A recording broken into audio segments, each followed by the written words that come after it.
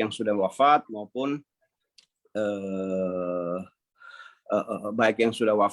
masih alhamdulillah hidup dan semoga dipanjangkan umurnya. Beberapa guru kami alhamdulillah yang masih hidup sampai saat ini seperti Habib Lutfi bin Yahya, Prof. Quraish Shihab, Prof. Ali Yafi, dan banyak lagi guru kami yang tidak bisa kami sebut satu-satu. Alhamdulillah, seperti yang saya katakan barusan tadi bahwa sampai saat ini juga kami masih belajar, karena seperti yang kita tahu bersama bahwa belajar dalam agama ini tidak ada habisnya. Kita dituntut untuk belajar semenjak kita lahir sampai nanti di liang lahat. Untuk mencapai, kenapa? Kata Imam Ghazali itu, ilmu itu betul-betul memuliakan seseorang. Dan kalau di sisi lain, Imam Ja'far Shadiq pernah mengatakan, ilmu itu ibarat dengan ilmu akan meningkatkan keimanan seseorang. Walaupun ilmu tanpa praktek ibarat pohon tanpa buah. Jadi sebagaimana ilmu yang kita kaji, ilmu yang kita pelajari, bukan hanya kita tahu, tapi kita praktekkan. Ilmu amaliyah, amal bil ilm. Jadi apapun yang kita lakukan harus berdasarkan ilmu. Kalau tidak, apa bedanya kita dengan binatang? Itu sekelumit tentang diri saya. Oke, saya mau masuk sedikit. Ketika Bapak Alif mengkontak saya, meminta menjadi narasumber untuk sejarah Islam, saya agak kaget karena namanya sejarah Islam 1400 tahun dan sangat luas gitu kan. Namanya sejarah sangat luas. Sejarah sangat luas karena pasti di situ menyangkut apa? Ada hukum, ada kekuasaan, ada politik, ya kan, sangat luas. Nah, karena saya tidak diberi ruang yang spesifik oleh Bapak Alif, saya berinisiatif akan mengambil salah satu yang cukup menarik. Apa itu? Yang kita sehari-hari pakai, lebih kepada dalam tanda petik sejarah fikih. Jadi dalam kesempatan ini saya ingin bercerita singkat, ya. Dan ini mungkin bisa dijadikan tema-tema berikutnya nanti untuk lebih kepanjang seperti tadi yang Bapak Alif katakan. Menarik untuk kita pelajari tokoh-tokoh agama-agama Islam. Abad pertama, abad kedua, abad ketiga. Karena otomatis dengan kita mempelajari juga mereka, berarti kita sudah mempelajari dari mana kita ngambil agama kita. Iya kan? Dari mana kita mengambil agama kita. Maka pada kesempatan ini saya ingin lebih fokus kepada dalam tanda petik sejarah mazhab. Seperti yang kita ketahui bahwa kita di Indonesia, di Asia Tenggara khususnya, itu mayoritas bermazhab Syafi'i. Ya, bermazhab Imam Syafi'i.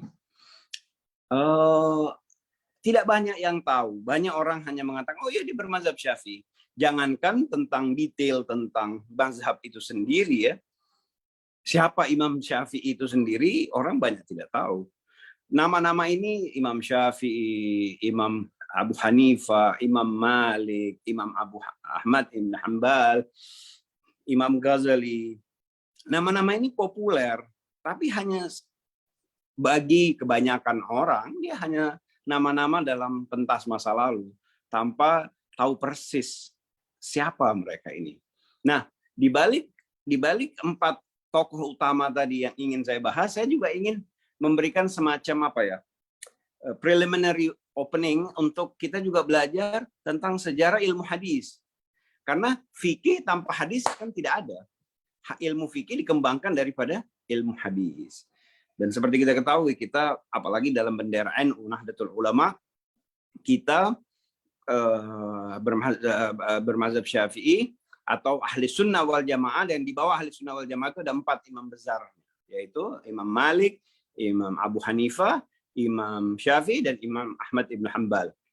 Dan di bawah dalam keempat ini juga yang kita sebagai ahli sunnah wal jamaah sendiri ada 6 buku besar yang sangat populer, yaitu kitab-kitab hadis. Nanti saya akan sedikit lebih rinci tentang siapa saja yang menulisnya, berapa banyak kajian hadis di dalamnya, kapan ditulisnya, kira-kira seperti itu, ya. Oke, semoga masih menarik sampai saat ini. Jadi untuk kesempatan ini saya ingin membahas dua bidang itu tadi. Pertama, sejarah mazhab itu sendiri. Yang kedua, tentang sejarah kitab-kitab hadis yang kita kenali dan sangat populer di kalangan ahli sunnah wal jamaah. Oke. Yang pertama, saya ingin kita, kalau tadi kembali ke sejarah ya. Jadi pertanyaannya, kan kita ini sekarang bermazhab Syafi'i, ya. Imam Syafi'i itu sendiri lahir di Gaza, Palestina hari ini, tahun 767 Masehi atau sekitar 150 Hijriah. Menarik ya. Suatu mazhab yang dibuat 150 tahun kemudian atau 130 tahun setelah Rasul SAW wafat. Kalau kita belajar sejarah, kita akan menemukan, misalnya di Nusantara, kalau pertanyaan sederhana yang kalau orang-orang sejarah, orang suka sejarah menggelitik, kalau mazhab Syafi'i sendiri, Imam Syafi'inya saja lahir tahun 150 Hijriah, tahun berapakah mazhab Syafi'i sampai di Nusantara? Sedangkan kita tahu bukti sejarah bahwa Islam sudah masuk di Nusantara atau di kepulauan Nusantara ini semenjak abad pertama. Bahkan ada teori yang mengatakan semenjak zaman Rasul SAW, utusan-utusan Rasul sebelum mereka sudah nyampe di Nusantara ini, khususnya di daerah yang ada kuburan-kuburan di sana ditemukan, di daerah Medan, Barus, di daerah Aceh, makanya dikatakan Serambi Mekah, dan beberapa daerah di Sumatera. Nah, pertanyaannya, mazhab apakah yang mereka pakai? Nah, ini kita harus kembali lagi ke atas tadi. Jadi, dalam ilmu mazhab itu, dalam ilmu fikih sendiri, fikih itu berkembang. Maka dikatakan, abad pertama ya tentunya mazhabnya, rentetannya tidak ada. Selama hidup Rasulullah SAW, semua sahabat datang bertanya kepada beliau sebagai salah satu-satunya sumber yang ditanya. Walaupun kan ada sahabat-sahabat yang dekat, dalam tanda petik sahabat yang memang bisa dibilang sangat dekat dan belajar kepada Rasulullah SAW langsung dalam arti sehari-hari. Ya. Misalnya, walaupun beliau masih kanak-kanak waktu itu, Abdullah bin Abbas, Sayyidina Ali bin Abi Thalib, termasuk Khalifah Ur-Rasyidin sendiri adalah sahabat-sahabat yang mumpuni ya, misalnya Sayyidina Abu Bakar, Sayyidina Umar, Sayyidina Utsman, ya mereka termasuk sahabat yang awal.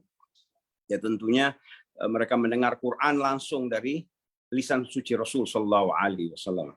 Jadi kita bisa periodisasikan fikih Islam itu berkembang ya udah abad pertama, artinya semasa hidup Rasul adalah sebagai rujukan. Kemudian sepeninggal Rasul sallallahu alaihi wasallam, rujukannya siapa? Ya rujukannya Khulafaur Rasyidin itu sendiri. Walaupun seringkali mereka tidak sendiri karena sudah berkembang ya. Jadi kayak misalnya sahabat Abdullah bin Abbas, Sayyidina Abdullah bin Abbas itu punya murid-murid juga mengajarkan. Terus sahabat Ali bin Abi Thalib itu punya anak-anak seperti Sayyidina Hasan, Sayyidina Husain juga mengajarkan agama ini dari lisan-lisan mereka. Oke. Nah, kemudian itu jadi periode Rasul, kemudian periode sahabat ya. Siapakah sahabat? Ya kita semua tahu, siapapun yang pernah berjumpa ya, dan bersyahadat itu adalah bisa dikategorikan berjumpa dengan Rasul SAW ya, dan bersyahadat. Karena kalau berjumpa Abu Jahal juga berjumpa tapi tidak bersyahadat, jadi tidak bisa dikategorikan sahabat. Jadi periode Rasul SAW, periode sahabat, kemudian ada periode tabi'in. Nah, tabi'in itu adalah periode orang-orang yang tidak berjumpa sama Rasul tapi berjumpa dengan sahabat, belajar dengan sahabatnya Rasul SAW. Kemudian habis tabi'in, tabi'in. Nah, ilmu fikih itu sendiri begitu berkembang, Islam begitu berkembang sehingga memang seringkali terjadi perbedaan pendapat karena memang pengalaman setiap sahabat kan berbeda-beda, konteksnya kadang dalam satu pertanyaan konteks berbeda-beda. Makanya dalam hukum Islam itu sendiri kan selain Al-Quran, ya kan, Al-Quran terus hadis, terus apa namanya nih, sunnah Rasul, hadis sunnah Rasul, terus ada ketetapan, ada analogi, ada ijma ulama. Nah, itu menjadi semua jadi landasan hukum. Nah, kita kemudian setelah tadi itu periode itu, ya periode Rasul, kemudian periode sahabat, tabi'in. Nah, mazhab ini berkembang bisa dikatakan di periode tabi'in atau di periode pengikut sahabat. Nah, yang pertama yang bisa dikatakan bisa kita bilang paling senior itu sendiri adalah Imam Malik, ya, atau dikenal mazhab Maliki. Itu sendiri mazhab Maliki ini adalah mayoritas adalah mazhab Madinah, karena kita tahu Imam Malik itu adalah orang Madinah, lahir dan sampai meninggal di Madinah. Beliau lahir tahun 94 Hijriah dan meninggal tahun 174 Hijriah, artinya umurnya kurang lebih 80 tahun. Ya. Imam Malik sendiri itu Imam Malik yang menulis kitab kumpulan hadis juga namanya Al-Muwatta. Ya. Gabungan dari beliau untuk menulis kitab itu, menurut catatan saya di sini, beliau bertemu dengan 700 orang sahabat maupun ilmuwan di zaman itu. Ya, dia berjumpa langsung dan mendapatkan hadis-hadis dari para ahli Madinah ataupun orang-orang yang berjumpa dengan Rasulullah SAW. Beliau menulis Al-Muwatta itu selama periode 40 tahun. Ya, luar biasa. Beliau sendiri belajar dengan Imam Nafi dan Imam Az-Zuhri. Ya. Terus beliau juga berjumpa dan belajar, bukan belajar ya, taskhih hadisnya terhadap ahli bait, yaitu Imam Ja'far As-Shadiq dan Imam Muhammadul Baqir. Ya. Dan Imam Malik juga masih, yaitu tadi saya katakan, masih berjumpa dengan sahabat, misalnya kalau saya tidak salah ingat, sahabat Jabir itu sempat berjumpa dengan Imam Malik.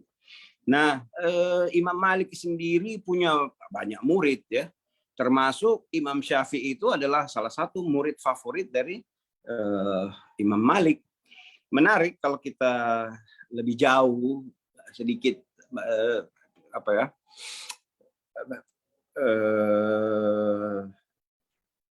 proses perkenalan Imam Syafi'i dengan Imam Malik itu, satu hari Imam Syafi'i datang ke tempatnya Imam Malik, menyampaikan bahwa dia tertarik ingin belajar.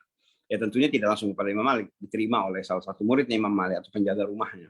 Imam Malik sampaikan, kasih tahu itu yang di depan, kalau dia mau berjumpa sama saya, suruh dia baca Al-Muwatta. Nanti ketemu di majelis saya hari Rabu atau hari Kamis. Terus si penjaga ini sampaikan lagi ke Imam Syafi'i, dan Imam Syafi'i sampaikan kepada penjaga itu, kasih tahu Imam Malik, sesungguhnya saya sudah hafal Al-Muwatta. Balik lagi penjaga ke dalam dan sampaikan kepada Imam Malik, terus katanya Imam Malik, oh dia sudah hafal. Oke, kalau gitu hari Kamis kita ketemu dan suruh dia ngajar. Saya akan suruh dia ngajar di masjid nanti, di majelis saya. Oke. Singkat cerita, begitulah kira-kira perkenalan singkat Imam Syafi'i terhadap Imam Malik. Nanti kita akan lebih jauh detail tentang siapa Imam Syafi'i dan bagaimana pola hidupnya. Singkat cerita tadi tentang Imam Malik, beliau menulis Al-Muwatta, dan sampai sekarang mazhab Maliki itu bisa dikatakan berada di banyak di Afrika, di Jazirah Arab itu sendiri, bermazhab Maliki. Oke.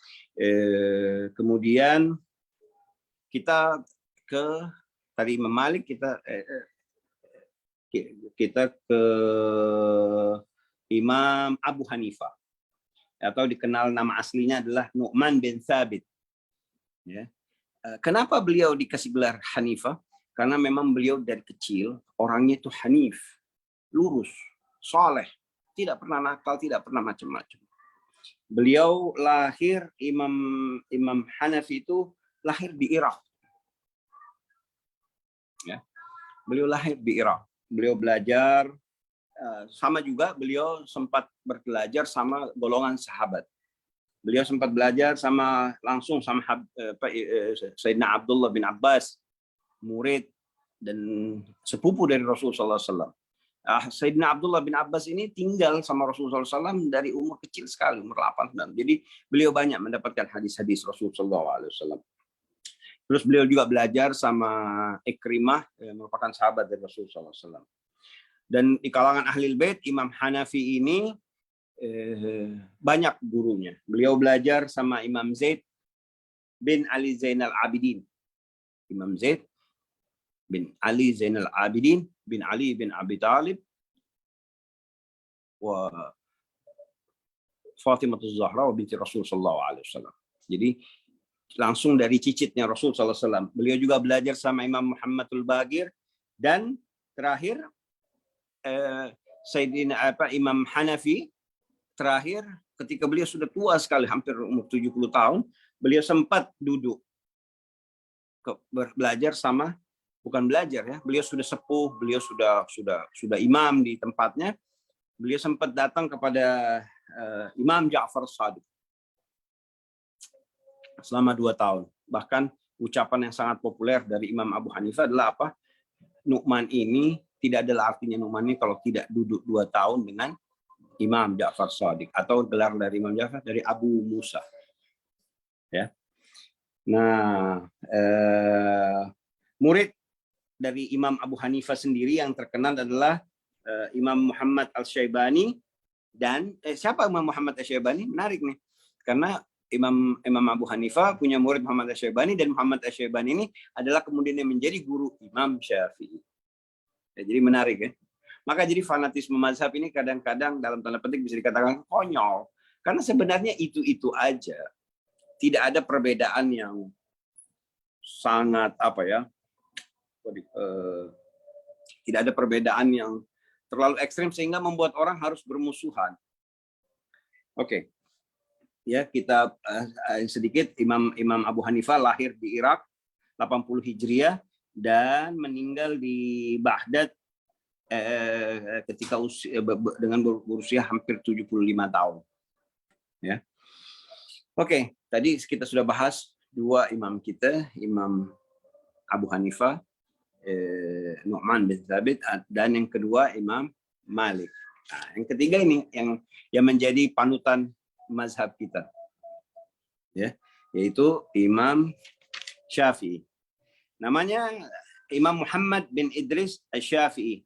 Beliau lahir di Gaza, beliau lahir di Gaza tahun 150 Hijriah. Jadi menarik. Meninggal Imam Imam Abu Hanifah, lahir Imam Syafi'i. Imam Abu Hanifah meninggal tahun 150 Hijriah.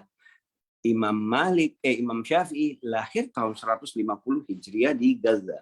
Kemudian Imam Syafi'i ini dicintai luar biasa karena kepentingan Imam Syafi'i untuk belajar, maka orang tuanya Imam Syafi'i ini dititip belajar dari umur 5 tahun, 7 tahun, terus sampai karena sudah selesai semua belajar, sampai pikir di manakah pusat ilmu peradaban Islam itu sendiri.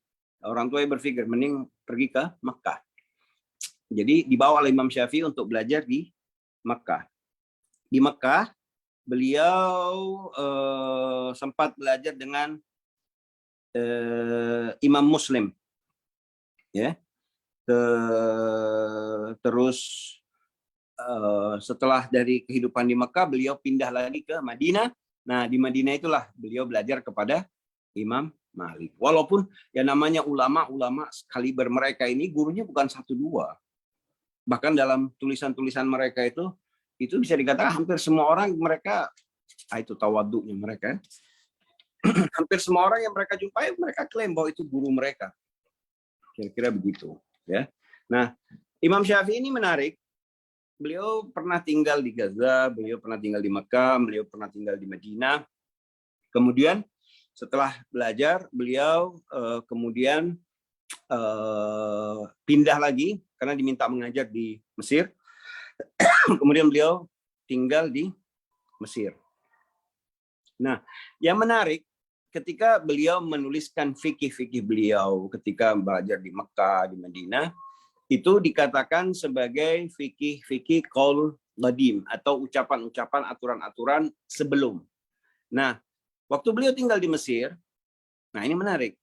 Beliau berkesempatan untuk bertasghih hadis, ilmu-ilmu beliau kepada seorang syarifah atau hababah min zurriyyati Rasul SAW, namanya Hababah Nafisatu binti Hasan al-Anwari, yang merupakan cicit dari Imam Hasan bin Ali bin Abi Thalib alaihissalam.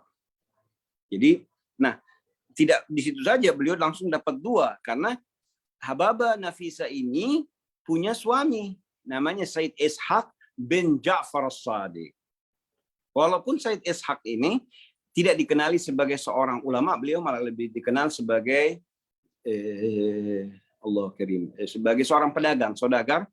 Tapi ingat bahwa Sayyidina Ishaq ini juga lahir dan tumbuh di bawah pengawasan Imam Ja'far Shadiq yang punya berapa anak, termasuk kaum Alawiyyin yang di Indonesia adalah anak cucu daripada Imam Ja'far Shadiq. Datuk kami namanya Imam Ali Al-Uraidi bin Ja'far Shadiq.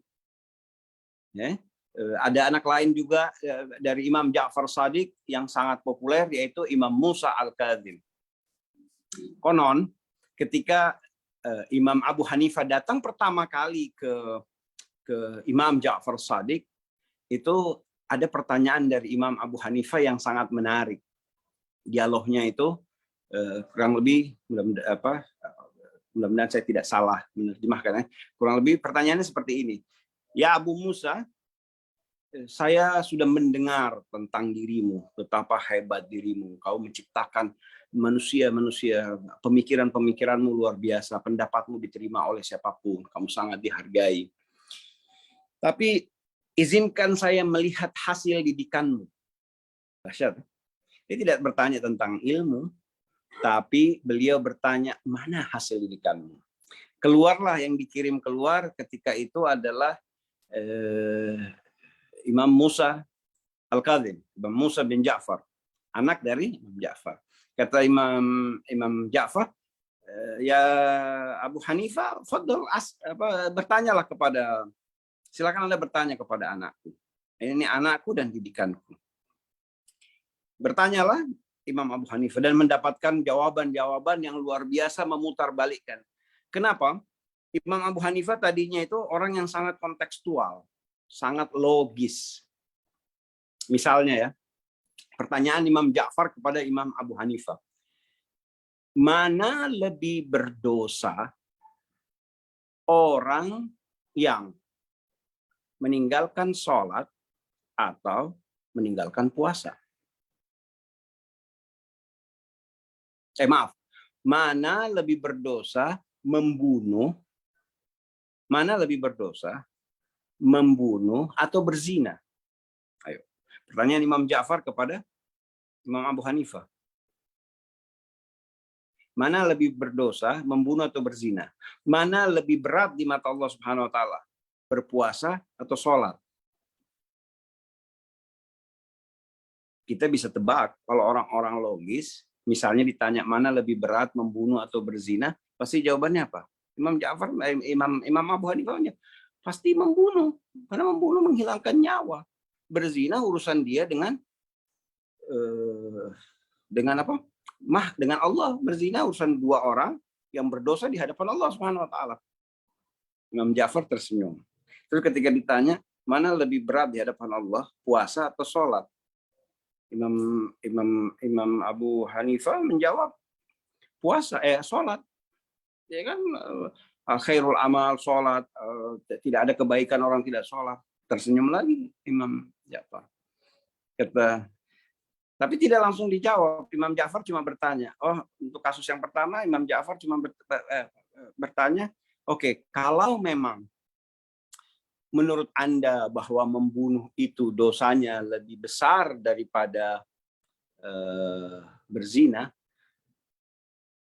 saya kok mau bertanya, kalau membunuh untuk orang dihukum, membunuh manusia, berapa diperlukan saksi? Imam Abu Hanifah menjawab, 2 orang. Kalau berzina, berapa orang? Kaget Imam Abu Hanifah, tersenyum Imam Abu Hanifah. Oke. Jadi tidak perlu dijawab, tapi dengan membandingkan beratnya saksi, berarti kan mana lebih besar dosanya. Oke, yang kedua, mana lebih utama antara puasa dan sholat? Anda jawab tadi puasa. Terus kata Imam Abu Hanifah, Imam Ja'far, kalau memang sholat lebih utama daripada puasa, kenapa perempuan haid? Kenapa perempuan haid itu tidak diharuskan mengganti sholatnya, tapi puasanya diharuskan mengganti puasanya? Ini pukulan yang luar biasa untuk Imam Abu Hanifah. Artinya apa? Agama itu tidak boleh berdasarkan logika kita. Karena kalau berdasarkan logika kita, nanti kita akan berjumpa orang dengan logikanya lebih tinggi dan terbaliklah agama itu. Apa yang akan terjadi? Ya, itu jadi sekelumit tentang Imam Abu Hanifah, Imam Syafi'i tadi. Nah, Imam Syafi'i sendiri akhir hayatnya adalah di Mesir. Beliau meninggal, dan sebelum salah satu wasiatnya beliau adalah kepada murid-muridnya, kalau saya nanti meninggal, tolong jangan sampai jenazah saya dikubur sebelum disolatkan oleh Hababah Nafisah. Dan dibawa sesuai dengan amanatnya, dibawalah Imam Syafi'i kepada Hababah Nafisah. Terus kata muridnya Imam Syafi'i, ya Hababah, adakah komentarmu tentang Imam Syafi'i? Tahu apa komentar Hababah Nafisah? Hababah Nafisah cuma berkomentar, Imam Syafi'i wudunya luar biasa. Syafi'i wudunya luar biasa. Karena Imam Syafi'i emang wara, sangat-sangat menjaga, ya, bukan hanya kebersihan baik maupun kesuciannya. Semoga kita bisa insya Allah menziarahi imam-imam mazhab tadi, ya. Dan terakhir yang saya ingin bahas tentang Imam Ahmad Ibn Hanbal. Imam Ahmad Ibn Hanbal sendiri itu beliau lahir di Baghdad, Irak, tahun 164 Hijriah. Jadi sebenarnya terpaut hanya kelahiran dengan Imam Syafi'i itu 14 tahun. Ya seperti biasa, beliau di negerinya di Baghdad itu beliau belajar sama ada Imam Ismail, ada Imam Waqi bin Jarrah, terus dan yang terakhir beliau belajar sama Imam Syafi'i. Nah, terus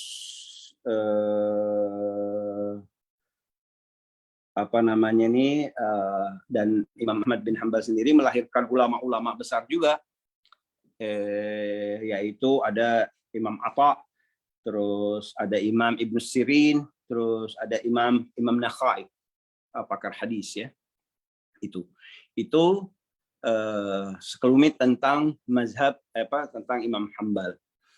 Jadi nggak terasa, udah lebih dari setengah jam kita bahas 4 mazhab ini. Bagaimana Pak Alif? Masih ada waktu lagi? Saya mau bahas sedikit tentang buku-buku masih kitab Sittah. Masih atau cukup sampai di sini aja kalau mau ada pertanyaan? Masih 15 menit lagi, biar ini salah satu pokoknya soalnya. Oh begitu ya, oke, cakep. Nah, jadi dari empat imam besar mazhab, walaupun satu, kita juga jangan terlalu sempit, ya. Kalau ada kita dengar besok lusa ada mazhab ini, ingat, mazhab bukan hanya 4 yang ada di dunia. Menurut konferensi atau apalah gitu, konferensi ulama-ulama itu, mazhab yang diakui di dunia ini ada 7. Walaupun di Tenggarai masih ada beberapa mazhab kecil, bahkan mazhab yang mengimami dari zaman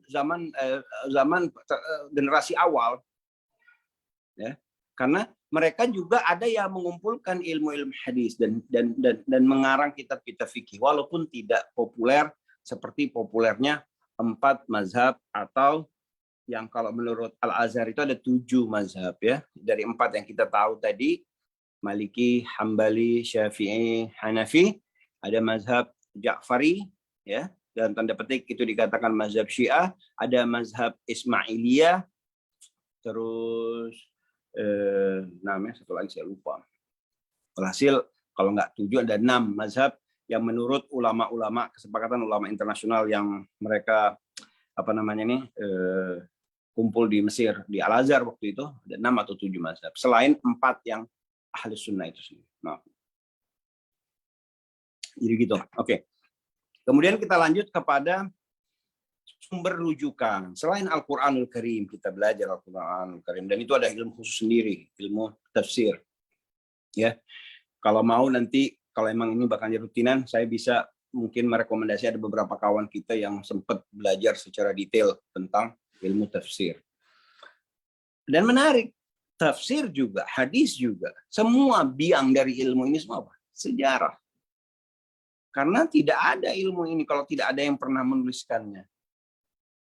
Ya, cuman dari sejarah ini semua nanti dikelompok-kelompokkan apa yang orang tertarik. Oke, kita di ahli sunnah, ya, di ahli sunnah itu mengenal namanya Kitabus Sittah atau kitab yang 6 sebagai rujukan tentang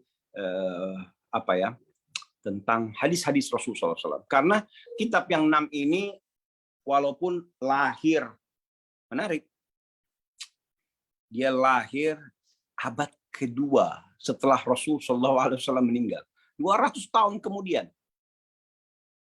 Ya. Kitab-kitab yang populer ini. Walaupun tadi Muwatta itu kan lahir di generasi kedua, di generasi proses keislaman maksudnya, yang dikarang sama Imam Malik. Jadi ada 6 kitab dan kita hampir hafal lah dan populer banget kitab-kitab ini. Kita selalu dengar kitab Sahih Bukhari, ya, Sahih Muslim, terus kemudian kitab Sunan Abi Daud, Sunan Tirmidzi, Sunan Ibnu Majah, kemudian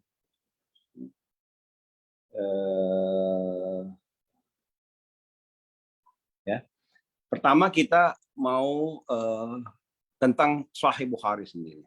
Sahih Bukhari sendiri, Imam Bukhari dikatakan oleh beberapa referensi yang saya baca, konon beliau itu menghafal lebih dari 600.000 hadis. Bayangkan, 600.000 hadis Rasul Shallallahu Alaihi Wasallam beliau hafal. Ya, 600.000 hadis. Dan beliau sendiri, ya, Imam Bukhari sendiri itu lahir tahun 194 Hijriah. Hampir 180 tahun sepeninggal Rasul SAW. Jadi beliau lahir di abad kedua, ya, tahun 200. Beliau meninggal tahun 256 Hijriah. Beliau lahir di Bukhari. Bukhari itu Bukhara. Konon sekarang itu di sekitaran Eropa Timur itu ya. Terus kemudian itu di dalam kitab Sahih Bukhari sendiri terhadap ada selain, karena walaupun Imam Bukhari ini menghafal ratusan ribu hadis yang saya katakan tadi, tapi di dalam kitab Sahihnya beliau hanya mencantumkan 7.397 hadis. 7.397 hadis. Ya. Kemudian yang kedua Sahih Muslim. Sahih Muslim sendiri ditulis oleh Imam Muslim itu di kisaran tahun 250 Hijriah. Jadi kitab Bukhari dan Muslim ini lahirnya hampir bersamaan. Karena kedua tokohnya Imam Bukhari maupun Imam Muslim juga lahir 204 Hijriah. Imam Muslim lahir 204 Hijriah dan meninggal sekitar 261 Hijriah di Irak. Ya. Kemudian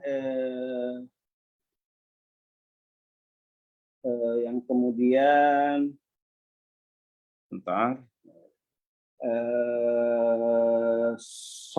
Sunan Ibnu Majah. Sunan Ibnu Majah, Imam Ibnu Majah lahir 207 Hijriah. Jadi kita bisa lihat ya, kurun waktu rentan mereka ini tidak terlalu tidak terlalu tidak terlalu jauh, kecuali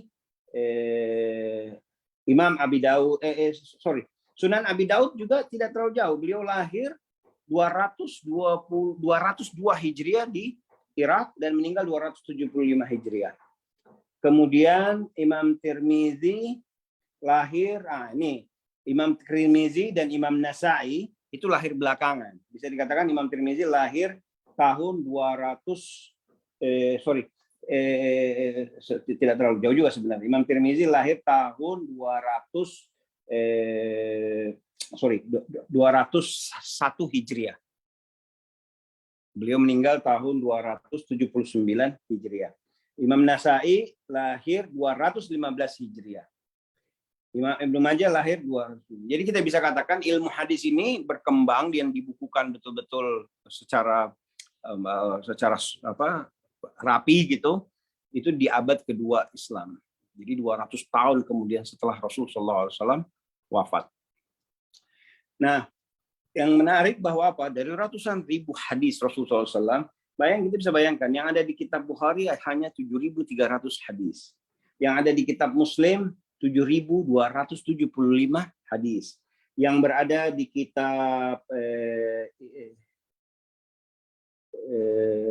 Abu Daud, Imam Sunan Abu Daud 5.374 hadis. Di kitab Imam Tirmizi 3.959 dan kitab Nasa'i hanya tidak banyak, hanya 567 hadis. Di kitab Ibnu Majah 207 saya tidak punya catatan berapa banyak kandungan hadis. Tapi itu sekelumit tentang Kitabus Sittah yang menjadi rujukan kita, ulama-ulama kita kalau ingin mencari atau ketika ada bermasalah, selain banyak ya, bayangkan 1.400 tahun berapa ratus kitab. Karena dari setiap kitab-kitab ini juga pasti ada syarah. Misalnya Imam Syafi'i, itu kan kitab fikihnya namanya Ar-Risalah. Ar-Risalah itu disyarah berkali-kali. Syarah maksudnya dijabarkan. Imam Syafi'i punya murid menjabarkan, namanya syarah Ar-Risalah. Gitu. Jadi berapa banyak sudah produk turunan daripada kitab-kitab besar-besar ini. Jadi kira-kira itu yang bisa saya sampaikan dalam waktu yang terbatas ini. Mohon maaf, mudah-mudahan lain waktu saya bisa lebih bikin mungkin lebih terstruktur dengan presentasi ya. Jadi bisa terdokumentasi dengan baik. Tapi insya Allah setelah ini saya akan coba ketik ulang catatan-catatan coretan-coretan saya itu bisa menjadi presentasi yang lebih baik. Demikian yang saya bisa sampaikan. Apabila ada pertanyaan, kami coba jawab. Dan ini bisa menjadi rujukan atau sebagai patokan nanti kawan-kawan yang bikin silabus. Dan tidak harus saya. Kami di Majelis Mahabbatul Aulia sendiri punya banyak guru-guru. Dan mereka punya bidang yang beda-beda. Seperti majelis kami itu tiap minggu tidak saya hanya saja yang mengajar. Karena kami berusaha bahwa dalam belajar tidak ada kultus perorangan. Bahwa semua Allah kasih kelebihan. Ada yang lebih pandai di bidang sejarah, ada yang lebih pandai di bidang fikih, ada yang lebih pandai di bidang tafsir. Bukan pandai juga, artinya dia lebih tertarik untuk mengkaji-kaji kekhususan di bidang itu. Ya, demikian yang saya bisa sampaikan. Mohon maaf, pasti ada yang salah. Itu kami mudah-mudahan bisa dimaklumi.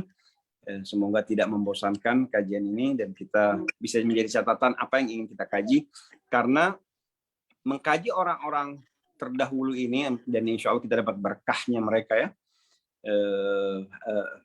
Semoga kita bisa dianugerahkan Allah SWT, kalaupun tidak sama keimanan, tidak sama kesolehan, tapi dekat-dekatlah. Paling tidak satu, kita bisa bersaksi dan berjanji bahwa kita mencintai mereka. Karena tidak dikumpulkan kecuali nanti siapa yang mencintai siapa di surganya Allah Subhanahu wa taala. Semoga kita ini termasuk golongan yang mencintai pasti Rasulullah SAW, wa ahlil bait, wa sahabat, wa tabi'in yang soleh.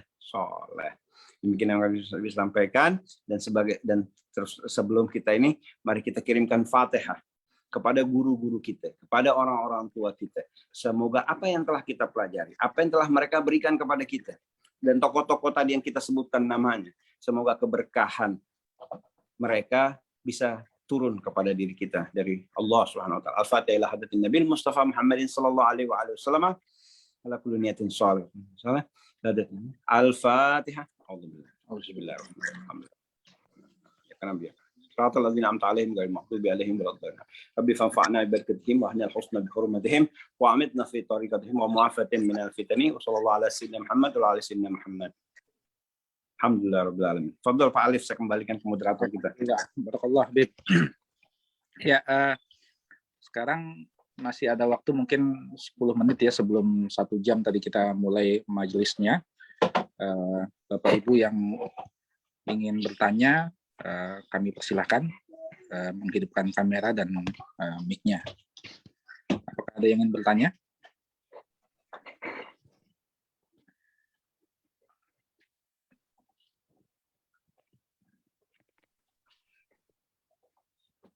Kalau tidak ada, silakan. Bismillah. Assalamualaikum Habib. Waalaikumsalam warahmatullahi wabarakatuh. Akan nama juga ya. Saya Muntaha dari Tokyo. Ingin bertanya tadi mengenai tentang tertarik saat Imam Syafi'i setelah belajar dari Madinah kepada Imam Malik, saat beliau mentashih hadis, ya bertashih hadis kepada cicit Imam Hasan, yaitu Sayyid Ishaq atau apa itu. Mungkin bisa lebih diulangi penjelasan tersebut. Oh iya, jadi ada beberapa, saya tidak katakan bahwa yang ditashih atau yang dalam tanda petik diperbaiki itu adalah ajarannya Imam Malik ya, tapi lebih kepada ada beberapa perbedaan fikih. Jadi secara general ya, karena Imam Syafi'i ya kan fitnah nanti jadinya kalau itu ini kata Imam Malik begini, ini kata Hababah Nafisah begini. Cuma ada perbedaan fikih beliau, namanya makanya sampai dikategorisasikan ulama. Ada perbedaan fikih beliau ketika beliau berada di Madinah dan ketika beliau berada di Mesir. Nah, nanti kalau emang kita mau kaji itu kita bakalan kaji. Misalnya perbedaan-perbedaannya lebih detail apa misalnya. Dalam bab sholat ada perbedaan-perbedaan itu. Walaupun yang menarik, kadang karena kita sendiri, makanya kadang-kadang lucu, orang ribut mazhab, dalam tanda petik saling, dan ini bukan ribut mazhab, bukan hanya di zaman kita, dari zaman murid-muridnya para imam-imam itu sendiri, namanya fanatisme kan. Itu bawaan diri kita, selalu ada fanatisme. Nggak usah kepada imam mazhab, kepada guru-guru ngaji kita aja kadang kita punya kecintaan yang berlebih, sehingga kadang-kadang tidak logis dalam pembelaan ataupun dalam kecintaan. Jadi jelas ya tadi ya. Jadi bukan dalam tanda petik ada pendapatnya Imam Malik yang dibenarkan, yang diluruskan oleh Sayyid Ishaq maupun Hababah Nafisah, tapi ada pendapat general dari Imam Syafi'i yang berada dalam fikihnya beliau sebelumnya itu kemudian dikoreksi dengan fikih yang baru ketika beliau berada di Mesir. Gitu. Dan hal-hal itu bagi seorang ulama yang jujur, ya, yang siddiq, itu biasa. Itu biasa. Karena apa? Mereka tidak mau mereka membawa dosa jariyah ke bawah kubur. Ya. Jadi, walaupun ada pendapat mereka berubah, itu biasa. Dia umumkan, hai jamaah, ketahuilah murid-muridku, dulu aku berpendapat seperti ini, hari ini aku berpendapat begini.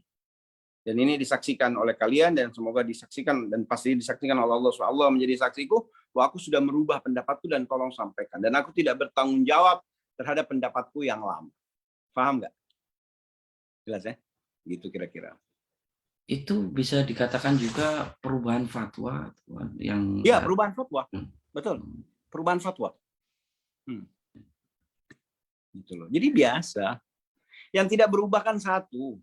La ilaha illallah Muhammadur Rasulullah. Khalas, sampai situ. Allah Tuhan kita yang hanya dia yang kita sembah dan Nabi kita Nabi Muhammad sallallahu alaihi wasallam. Jelas ya? Iya. Bahwa itulah makanya orang yang luas ilmunya tidak akan gampang menghalal haramkan sesuatu tuh wah haram, halal, bid'ah apa kalau luas ilmunya. Tapi kalau pengetahuannya terbatas, dikit-dikit haram, yang dia tahu cuma haram yang mana, dikit-dikit bid'ah. Karena pengetahuannya terbatas, makanya pentingnya kita meluaskan wacana-wacana kita dan satu, senantiasa husnudzon ketika melihat orang melakukan apapun.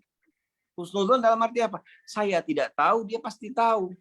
Jangan kita apa-apa, haram dia masuk neraka dia. Kita bukan RT-nya sorga, bukan urusan kita. Kecuali mungkin anak-anak kita ya, kita yang jaga, kita yang tanggung jawab. Kalau itu kita tanggung jawab, kalau mereka tidak sholat, mereka tidak ngaji. Tapi kalau orang lain, kita husnudzon aja. Ya lebih tahu, mungkin saya tidak tahu. Berapa ilmu saya baru belajar kemarin. Jelas ya Pak ya? Ya, terima kasih. Bismillah. Semoga bisa memuaskan. Nanti kita Amin. lanjut. Terus, ada lagi? Gimana? Saya sambil Yang lain? minum ya, nggak puasa kan? Silakan.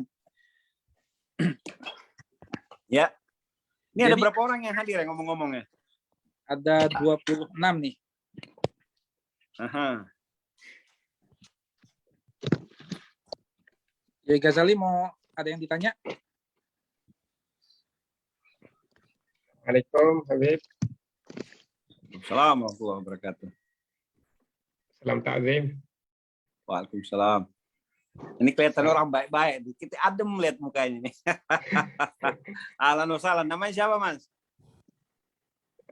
Saya Ahmad Ghazali, asli Ghazali. Nggih. Asli Ini harusnya Madura. bertorigah ini. Karena namanya sendiri Imam Ahmad ambil. Saya rasa bapaknya ambil dari Imam Ghazali. Sufi. Itu menarik tuh. Kapan-kapan kita harus bahas Imam Ghazali. Dan dia punya buku. Apa nama bukunya? Ihya Ulumuddin. Ihya Ulumuddin. Iya. Nggih. Ya, insya Allah kapan itu menarik kitab itu dibahas. Mm-mm. 14 jilid. Oke, silakan Mas Ghazali. Nggih. Jadi menarik tadi yang disampaikan Habib. Jadi saya bisa mengingat-ingat lagi pelajaran dulu di pesantren ya. Tapi dihubungkan dengan konteks kekinian yang sangat sangat menarik.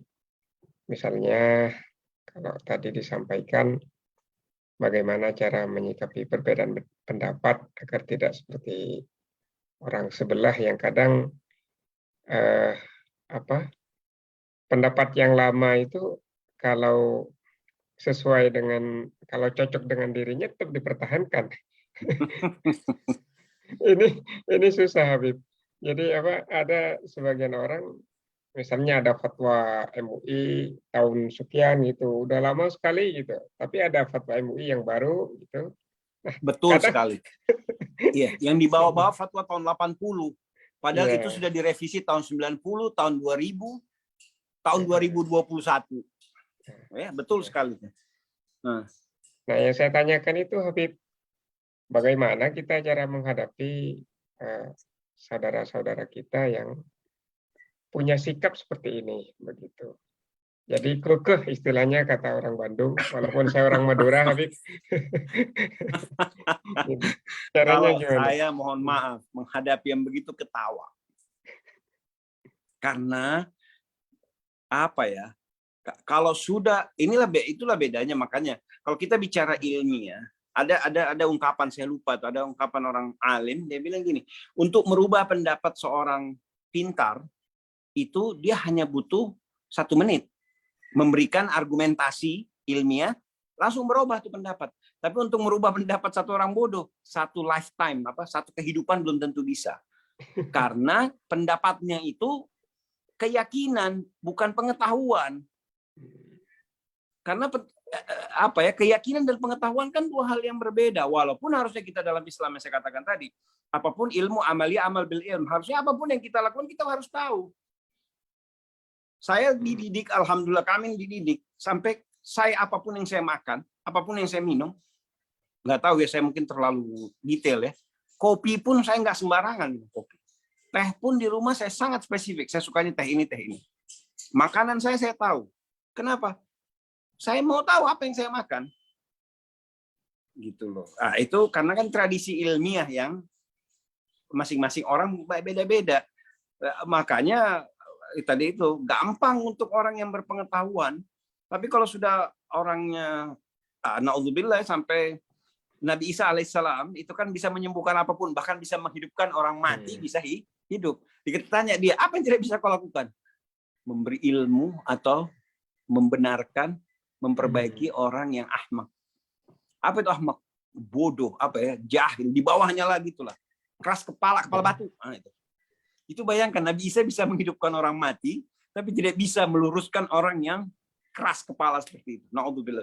Nah, kalau bicara tips tentang ini, makanya dalam tariqat tasawufnya kita, Imam Haddad itu mengajarkan selalu bacaan ya Latif, ya Latif, ya Latif.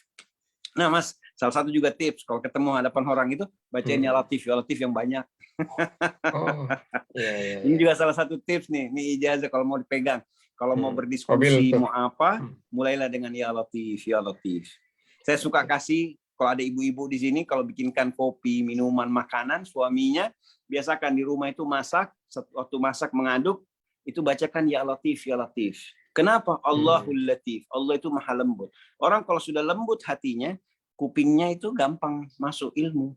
Gampang masuk nasihat. Karena agama ini kan nasihat. Kira-kira begitu. Jadi tiup-tiupin tuh, ya Latif. Sama berdoa, ya Latif, ultuf bina. Ya Allah, lembutkan kami. Karena kalau tidak lembut, nggak bakalan bisa masuk. Ilmu itu nur. Dan nur itu kalau tertutup, dan dia keras, dia nggak akan bisa. Kira-kira itu, Mas Ghazali. Jadi kalau berhadapan yang begitu, kembali lagi, jangan habiskan energi, bilang aja, ya sudah kau benar. Ini ada anekdot, satu kali, ini boleh saya tambahkan, ada anekdot tentang keras kepala dan tidak. Satu kali, gajah dan, mari kita katakan, ini binatang di hutan, ya. Kok binatang, astagfirullah. Ada dua orang bertengkar. Ya, bertengkar di pasar.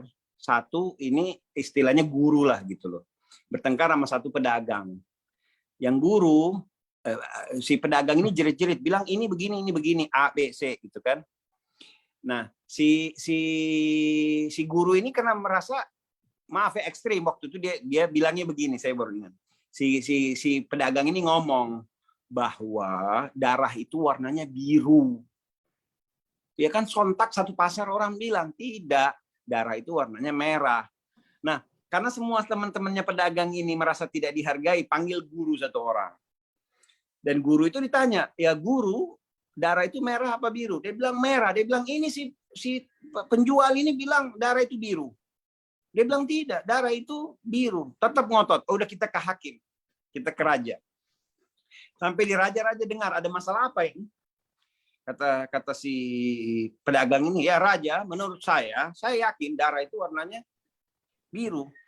Ketawa ini si guru, ya raja, semua juga tahu darah ini merah. Yang menarik apa kata sang raja? Raja bilang begini, si pedagang benar, dan kau guru, kau salah, dan kau saya hukum 1 minggu penjara. Semua orang kaget, merasa menang ini sih pedagang. Semua orang kaget. Kok malah raja hukum yang salah? Kata raja, kau tahu enggak kenapa saya hukum kamu? Saya hukum kamu bukan karena pendapatmu salah. Saya hukum kamu karena kamu tidak tahu menempatkan dirimu. Kamu seorang guru. Kenapa berdebat dengan orang bodoh? Jadi aku hukum kamu bukan karena pendapatmu, karena kebodohanmu berdebat dengan orang bodoh. Dia orang bodoh, pedagang pasar, nggak tahu apa-apa. Kenapa kau ikuti dia? Ikuti, benarkan saja. Seperti saya katakan, dia benar, kau salah. Hukum. Kira-kira gitulah, tambahan untuk lebih jelas ya menghadapi orang-orang yang keras kepala ini.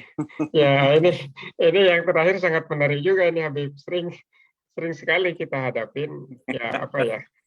Jadi kita kadang memang terpancing ya dengan orang-orang. Kalau kita sudah terpancing, berarti kita udah bukan main di ilmiah. Kita sudah ikut main di perasaan. Ya, betul. Jadi apa namanya, suka gregetan Habib kadang melihat itu kan. Apalagi misalnya yang dihina-hina, yang sebarkan dilecehkan sebagainya adalah guru-guru kita gitu kan. Jadi Kebetulan saya tadi sebut ya, yang saya aku guru saya dan saya betul-betul belajar, Habib Lutfi bin Yahya. Kurang apa dimaki-maki di medsos? Prof. Syihab, kurang apa dimaki-maki di medsos? Hampir semua, bisa dikatakan kalau saya sebutin guru-guru saya adalah orang-orang yang ekstrim. Saya tidak sering, tapi alhamdulillah, mudah-mudahan saya tetap masih diaku murid ya. Profesor Said Agil Siraj, saya anggap sebagai saya punya murid. Saya sangat kagum dengan hafalan beliau, ahli sejarah, beliau hafalannya luar biasa. Kurang apa dihina orang beliau itu. Padahal kita orang-orang yang hina itu nggak pernah duduk sama beliau-beliau ini, nggak pernah duduk sama Habib Lutfi, nggak pernah duduk sama Kiai Said Agil Siraj, nggak pernah duduk sama, nggak pernah lah, cuman mereka dengar dan ikut maki-maki. Ya sudah, biar udah. Mas, kalau soal jawaban, dulu saya marah. Kalau ada begitu, apalagi di forum, dia marah, saya emosi. Lama-lama, saya akhirnya menyadari bahwa rupanya kadang-kadang guru-guru saya ini, kadang-kadang emang suka nyelatnya untuk menaikkan magam mereka. Kenapa? Makin mereka dimaki-maki, makin tinggi magam mereka. Makin mereka dimaki-maki. Sampai-sampai ada sebuah, waktu saya marah, saya pernah cerita sama Prof. Syihab. Dia katakan kepada saya, dia bilang, kau tahu tidak?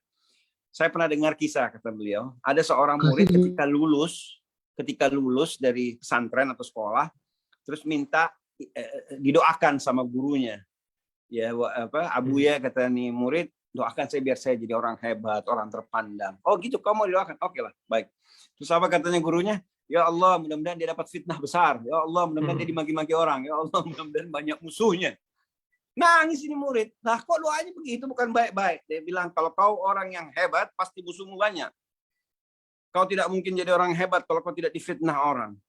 Makin banyak orang yang berseberangan dengan kamu, itu berarti kamu makin ke atas. Oh gitu. Jadi ya, akhirnya proses kedewasaan. Sekarang kalaupun guru-guru saya dihina, ya saya dalam hati aja.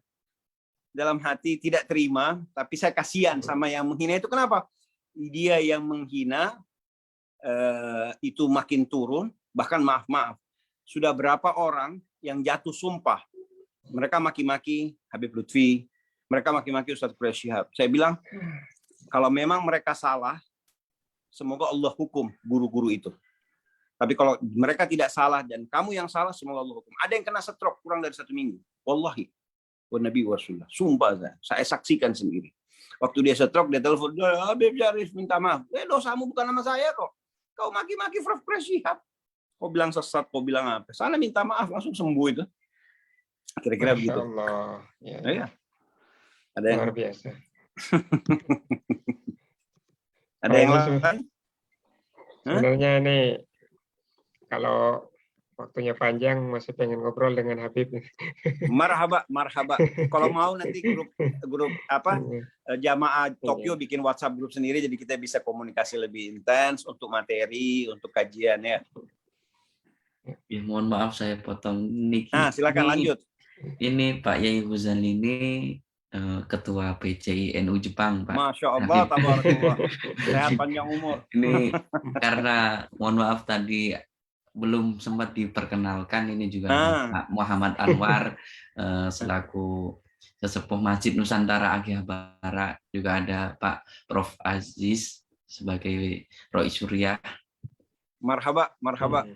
Dan Pak Alif Ahlan wa sendiri sahlan. Ketua MWCI NU Tokyo, alhamdulillah. Mungkin Marhaba. Mudah-mudahan insya Allah kita bisa sampai ke Tokyo juga. Lebih enak Amin. langsung ya. Gimana, COVID udah hilang? Udah selesai? Masih ada Habib, tapi sudah lumayan ini sih. Sudah lumayan membaur lah. Masyarakat udah nggak terlalu parano lah gitu ya. Betul. Kehidupan sudah mulai normal.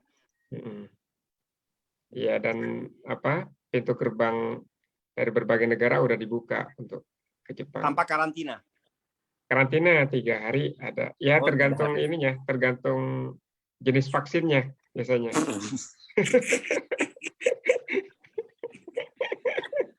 Oke, lanjut. Ada yang mau bertanya lagi kan? Ya. Jam 8 lewat. Jam berapa kan di Jepang Silakan. sekarang? Jam 10. Jadi ada yang bertanya via chat ini, Mas Hasan Al Rashid. Pertanyaannya terkait piagam aman yang tadi disinggung. Ada di antara mazhab yang diakui tersebut adalah mazhab Syiah. Jadi bagaimana kita menyikapi pengakuan ini dalam kacamata konflik Sunni Syiah yang masih cukup populer saat ini? Oke. Nah, ini menarik. Nah, ini benar-benar perlu orang kajian sejarah. Sebenarnya Sunni Syiah itu sebelum revolusi Iran tidak ada masalah. Anda boleh cek itu. Sebelum tahun 1979, Sunni Syiah tidak ada masalah. Jelas ya? Kapan Sunni Syiah menjadi isu? Ketika terjadi revolusi Iran, ya, ketika Iran merubah dirinya menjadi Republik Islam.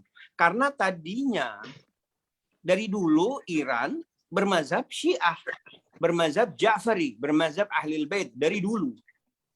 Paham ya? Dari dulu. Jadi bukan karena terus revolusi terus dia dari Sunni jadi Syiah, tidak. Bahkan Syah Iran sendiri itu dari dulu raja, kan dia kerajaan tuh, itu bermazhab Syiah. Nah, kapan Syiah jadi masalah? Ketika revolusi dan Amerika dalam tanda petik Zionisme takut dengan semangat revolusi ini bisa membangkitkan Islam di seluruh dunia. Dan terbukti sebelum panas dalam tanda petik Sunni Syiah, termasuk saya sendiri tahun 90-an awal itu, sebelum meninggal Imam Khomeini saya hafal, Imam Khomeini meninggal tahun 91. Saya punya posternya Imam Khomeini besar. Kenapa? Walaupun saya nggak kenal Imam Khomeini, tapi saya tertular oleh semangat euforia keislaman di hampir seluruh negeri Islam mengidolakan Imam Khomeini. Ya. Nah, buktinya apa? Dulu Saudi sama Iran zamannya Syah nggak ada masalah Sunni Syiah, diterima, diberikan kehormatan oleh raja kalau datang itu Syah Iran ke Arab. Nah, semenjak karena ditakutkan aja bahwa ini poros Islam yang baru, poros Islam yang berusaha menaruh Islam dengan caranya mereka dan akhirnya menjadi dalam tanda petik kembali menjadi kekuatan, ya. Karena satu bedanya maaf ya, beda yang sangat signifikan antara Syiah dan Sunni kan imamah. Nah, seperti kata Gus Dur, bedanya Syiah dengan NU cuma NU itu NU itu Syiah tanpa imamah. Artinya apa? Mereka pengikut Ahlul Bait tapi tanpa garis kepemimpinan. Nah, kalau Syiah itu jelas bahwa mereka punya imam mazhab yang jelas. Walaupun kita sebenarnya juga harusnya di Sunni itu konsus. Ya artinya gini, kalau bahasa ekstrim nih ya, nggak boleh di-quote, nggak boleh jadiin potong-potong terjadi dibilang bercandaan, salah lagi. Nah, kayak Katolik dan Protestan lah. Kalau Syiah itu kayak Katolik, mereka tunduk sama Pope satu kan, Grand Pope. Nah di Syiah begitu, mereka tunduk sama, kalau saat ini mazhab mereka siapa, Ayatullah mereka siapa gitu loh. Siapa rujukan mereka, siapa marja mereka, marja, tempat merujuk. Kalau kita kan enggak. Yang mana yang kadang-kadang maaf ya, yang mana yang halalnya kita setuju, ya itu jadi imam kita. Kalau mereka tidak. Dan mereka meyakini bahwa setiap marja, dalam tanda petik imam itu harus hidup. Artinya kalau dia meninggal itu ada turunan, ada khalifah-khalifahnya lagi dan semua sanadnya berlangsung. Dan untuk bisa menjadi seorang marja harus hafal Quran, tafsir, tidak hafal kurang dari 250.000 hadis. Untuk menjadi seorang maraji atau Grand Ayatullah. Kayak jangan lagi disalahkan yang saya gara-gara sebut Imam Khomeini, Sayyid Ali Khamenei yang hari ini adalah Grand Ayatullahnya Iran. Itu adalah seorang bisa dikatakan maraji karena apa? Ilmunya mumpuni. Nah, fitnah-fitnahan, maaf ya, walaupun betul ada, sama juga kita di Ahli Sunnah, ya, tidak memahami bagaimana Imam Syafi'i. Ada dalam bahasa ekstrimnya, dalam kaum Wahabinya Syiah ada, kaum ekstrimnya itu ada, kaum kerasnya itu ada, kaum ngawurnya juga ada. Nah, kaum ngawur itu namanya Rafidi. Ya, jelas ya. Jadi nggak semua Syiah itu Rafidi. Rafidi ini siapa? Kalangan yang sangat membenci sahabatul Rasul sallallahu alaihi wasallam. Naudzubillah, mudah-mudahan kita tidak termasuk golongan mereka. Jangan sampai membenci sahabat, apalagi Ummul Mukminun Sayyidatu Aisyah Ar-Ridha, Sayyidatu Aisyah binti Abu Bakar As-Siddiq. Ya. Jadi bagaimana kita menyikapinya? Saya sih selama ini bergaul dengan mereka. Bergaul dengan selama satu mereka tidak mencaci maki sahabatul Rasul dan tidak mencaci maki Sayyidatu Aisyah. Oh, saya tempeleng. Bukan lagi saya ngamuk, bukan lagi saya marah pakai mulut, saya tempeleng dengan tangan saya. Terima nggak terima? Jangan coba-coba di rumah saya loh, kalau di luar terserah kamu loh. Tapi kalau di dalam rumah saya, di dalam majelis saya sampai melakukan atau mengucap hal-hal yang tidak sopan kepada sahabat atau ummahatul mukminin, saya tidak terima. Saya usir dari rumah saya. Saya nggak terima. Karena saya tahu, jadi ada orang Syiah, saya berteman orang Syiah, ya.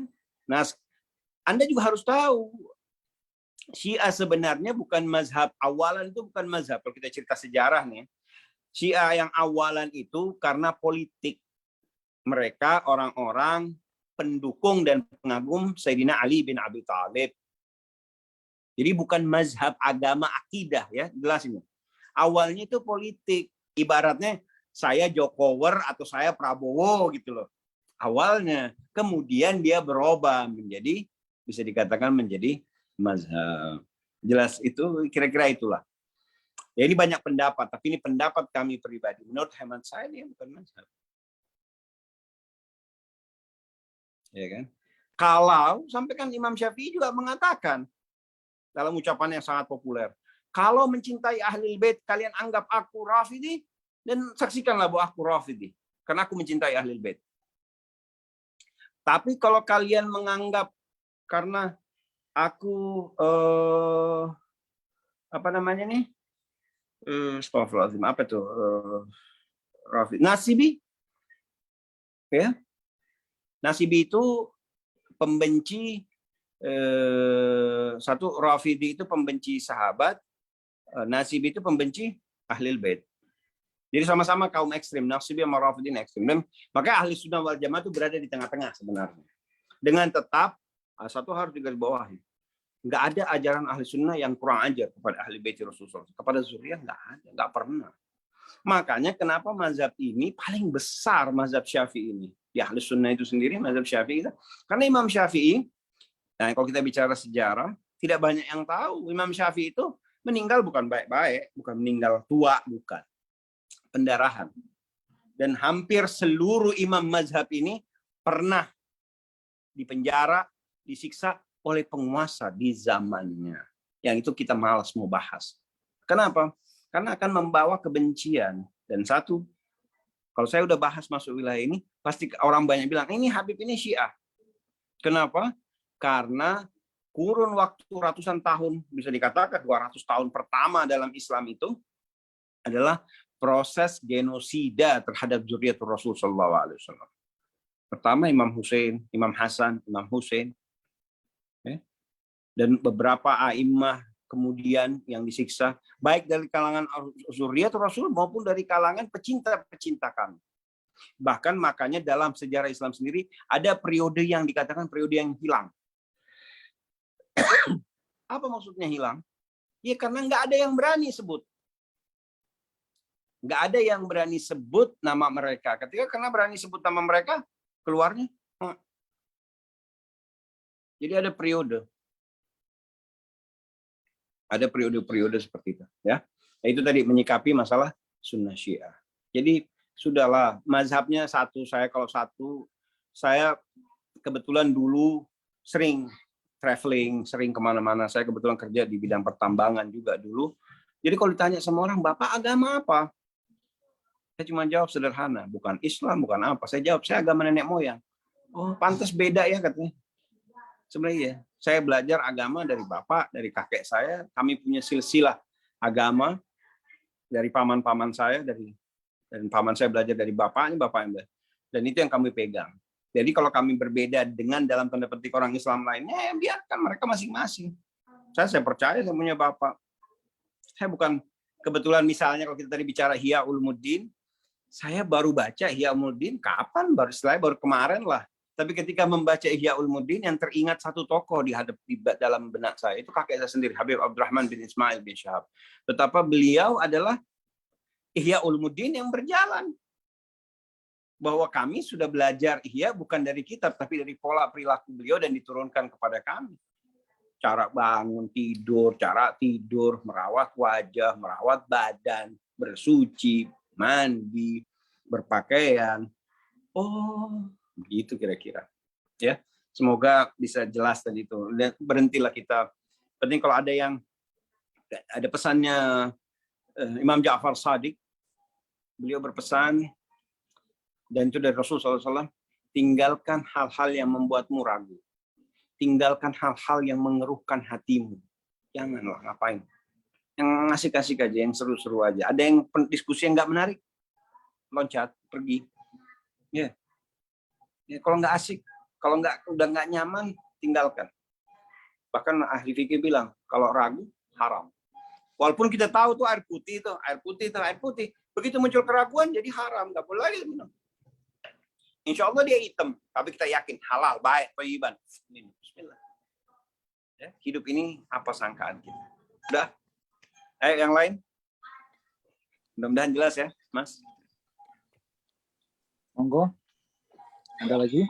Terakhir, Mas Alif. Terakhir. Ya, Silakan. silakan. Ini pertanyaannya izin tentang bertanya. seputar. Ya, ya udah, cut dulu. Ya, Ya, Ibu dulu, Ibu. singkat padat jelas aja, Mas. Ya, Ah. singkat nih. Ya. Jadi yang saya mau tanyakan menyambung tentang masalah yang tadi itu ya, Mas Ghazali juga. Saya lebih ke spesifik kepada pertemanan di Jepang itu kan ya. Di Jepang itu dulu saya juga dalam satu kamar itu ya beda-beda pendapatnya kan. Banyak juga yang menjelek-jelekan kiai saya gitu kan, Kiai Said. Nah, dan sekarang yang lagi booming banget kan Kiai Ma'ruf kan yang sering kena gitu kan ya. Bagaimana kalau kita masih terus kita menjalin kerjasama dengan mereka yang sering menjelek-jelekan kiai kita gitu, Kiai gitu saja, Pak Habib. Nggak ada masalah sebenarnya. Jangankan yang menjelekkan kiai kita, yang beda akidah, beda Tuhan saja boleh bekerja sama dengan orang Yahudi, bermuamalah bisnis dengan orang Yahudi. Walaupun kita harus lebih hati-hati. Kalau sama kiai aja dia nggak suka, kita kan boleh curiga ada apa dengan hatinya kan? Ya, kalau Anda pun akhirnya kayak saya dulu waktu bisnis misalnya ya, ada teman saya tuh begitu. Kalau maaf ya, kalau kalangan Wahabi, maaf istilahnya jenggot, cingkrang, nggak mau dia bisnis. Mau kata 2 triliun. Dia tinggalkan tuh rapat. Begitu kita duduk, dia langsung nggak nyaman tuh. Ngelihat ciri fisik nih, bayangkan saking segitu fanatisnya dia dengan kepercayaan dia. Dia bilang ini orang-orang nggak demen sama kita. Saya juga nggak demen sama dia. Saya nggak mau bisnis sama dia. Saya terusin. Paham ya? Jadi itu pilihan. Saya berpegangan, akidahmu, akidahmu. A'maluna, a'malukum, terserah amalmu lah. Gitu loh. Jelas ya Mas ya? Ya, terima kasih. Oh, siap. Ada lagi? Tadi ada Mbak suara-suara cewek. Assalamualaikum warahmatullahi wabarakatuh. Boleh bertanya? Pak Yai, gini, tadi yang dibahas sama Pak Yai, orang yang apa namanya, orang yang tradisi, maaf, karena tradisi ilmiah yang masing-masing orang itu berbeda-beda, makanya gampang kalau pengetahuannya di apa namanya, dikasih tahu. Tapi untuk merubah orang yang pintar menjadi apa namanya, untuk merubah orang yang pintar menjadi apa tadi ya, maaf lupa, menjadi keras kepala tuh maksudnya. Keras kepala, tetapi dengan merubah pendapat orang yang apa, yang keras kepala. Itu apa namanya, susah ya buat orang yang berkeras kepala. Tapi kalau orang yang berpengetahuan, mudah untuk berubah 1 menit pun ya. Kalau orang yang keras kepala, walaupun apa namanya, habis umur kita. Ya gitu. Tapi kata Pak Yai, untuk melembutkan sesuatu orang yang apa namanya, hatinya untuk lembut, apa, mengamalkan ya latif ya latif ya supaya lembut gitu. Itu saya juga dulu pernah ada orang tua yang ngasih tahu tentang itu. Tapi setelah itu udah apa namanya, udah diamalkan. Bertahun-tahun udah berdoa juga. Tapi orang itu masih apa namanya, keras kepala juga. Terus mungkin apa namanya, udah dibuta apa, mata hatinya udah dibuta, apa namanya, ditutup mata hatinya mungkin ya. Oke, terus kalau misalkan kita udah berusaha, namanya manusia kan hanya berusaha dan berdoa. Kita pasrahkan sama Allah yang Maha Kuasa. Betul. Gitu. Betul. yang bisa membolak-balikan. Kita kalau udah berusaha gitu, bagaimana Kak caranya Pak Ustadz? Oke. Terima kasih. Ya. Pertanyaan ini banyak ditanyakan orang. Sampai Iya. kapan saya bisa berharap dia berubah? Nah, Habib sudah 20 tahun dia nggak berubah. Ya, saya bilang pilihanmu ada dua. Kau tetap merasa bahwa dia bagian dari ujianmu, berarti kau harus hadapi. Tapi kalau kau merasa kau sudah capek untuk menghadapi ujian yang ini, ya boleh Anda bilang sama yang punya ujian, Allah Subhanahu wa taala, ya Allah saya udah nggak sanggup hadapin orang. Maaf nih kalau sampai itu suami istri ya cerai. Kalau Anda tidak sanggup, tapi kalau Anda merasa bahwa ini bagian dari challenging dan Anda tetap husnudzon sama Allah, ya Allah saya tahu ini ujianmu, aku yakin suatu saat kamu akan merubah dia. Karena doa-doa aku. Misalnya ya, karena yang paling banyak kalau urusan pegel-pegelan ini, kalau nggak hubungan suami istri, orang tua anak, anak orang tua, jangan selalu berpikir hanya orang tua bermasalah sama anak. Banyak anaknya soleh, orang tuanya maaf nggak sholat, nggak apa, itu datang ngadu sama kami. Tapi ini gimana, orang tua saya ini udah mau mati. Ya saya bilang dia bakalan selamat. Kenapa dia selamat? Karena punya anak yang soleh seperti kamu.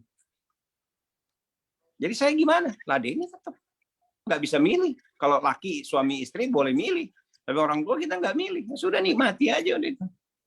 Itulah ujian. La yukallifullahu nafsan illa usaha. Kalau Allah uji kita.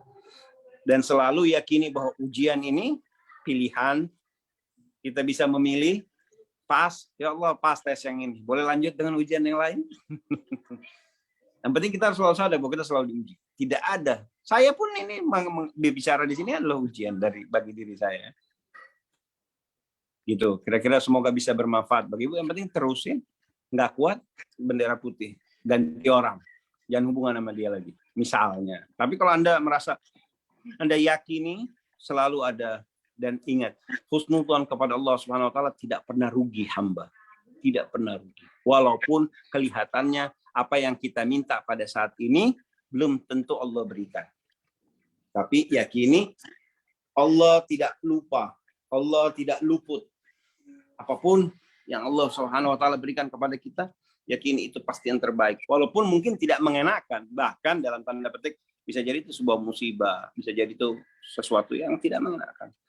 Tapi yakini saja itu bagian dari perlindungannya Allah Subhanahu wa taala kepada diri kita. Ya. Oke, ada yang lain? Terima kasih Pak Yai. Mohon maaf. Sama-sama. Sepertinya waktunya sudah sangat larut nih, banyak rekan-rekan yang besok masih harus bekerja pagi-pagi. Siap. Jadi mungkin kita sudahi dulu untuk terima kasih banyak. Nanti mungkin kita akan bisa berkoordinasi di tingkatan kawan-kawan di MWCI NU Tokyo untuk merumuskan kembali nanti kita akan berkomunikasi lagi, Bib. Ya, dan kawan-kawan boleh simak, saya itu punya channel YouTube, channel buat majelis juga di Syarif Shihab. Nanti mungkin Pak Alif bisa share linknya.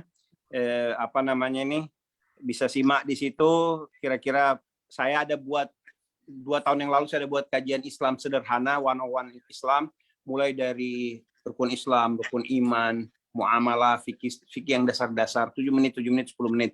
Itu lumayan menarik buat mungkin ada kawan-kawan yang ingin belajar. Ya cuma mengingatkan bagi yang senior-senior kayak tadi nih Kiai Ghazali ini, Masya Allah nih, dari pesantren nih, kita belum gali-gali di beliau nih, tapi sangat tawadu kayaknya nih. Ya. Tapi untuk ngingat-ngingat, untuk refresh memory lumayan lah. Ya silakan disimak, silakan di follow. Ya. Terima kasih banyak. Mohon maaf, pasti kembali lagi saya katakan, pasti ada yang salah karena kita terbawa hawa nafsu, menjaga keilmiahan dan tetap berada dalam narasi keilmuan itu sulit karena kita ya manusia, kita terombang-ambing. Ya. Tapi disitulah gunanya kita saling mengingatkan biar saling tetap waras. Ya, salam waras.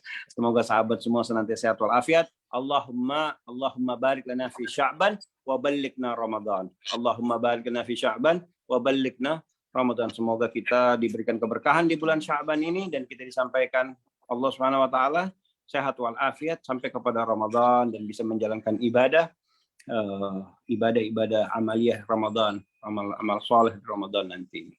Ya, saya kira cukup. Terakhir kita Ditutup dengan doa, Bib. berselawat sama-sama kepada Rasul sallallahu alaihi wasallam. Allahumma salli ala sayyidina Muhammadin wa ala ali sayyidina Muhammad. Oke, Pak Alif. Ya, terima kasih.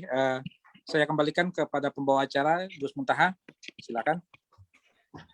Masya Allah. Terima kasih banyak atas segala ilmunya Habib Husain. Semoga kami di sini dapat menimba dan dapat mengamalkannya, terutama ilmu dari beliau, yaitu saat kita hendak bikin kopi ataupun masak bisa diamalkan ya Latif.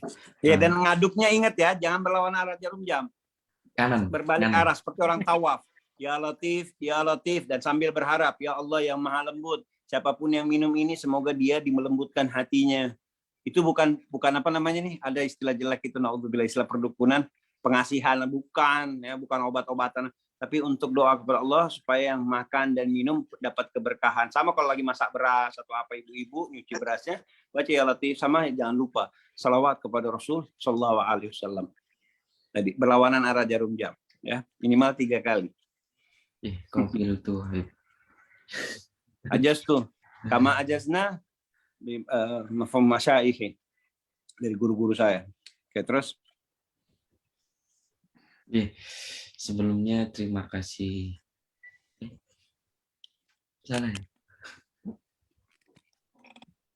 Sebelumnya terima kasih banyak kepada segenap jamaah, terutama Habib dan juga Pak Yai Ghazali, Pak Anwar, Pak Abdul Aziz, Pak Kris, dan semuanya. Mohon maaf belum sempat bisa menyebut satu persatu. Semoga untuk sesi selanjutnya, insya Allah ditunggu kabar kami musyawarah segenap MWC NU. Dan sekian apabila kami dalam penyampaian, dalam penyediaan waktu ataupun yang lainnya kurang berkenan di hati, kami mewakili segenap MWC NU Tokyo mengucapkan mohon maaf sebesar-besarnya. Wallahul muwaffiq ila aqwamit thoriq. Assalamualaikum warahmatullahi wabarakatuh.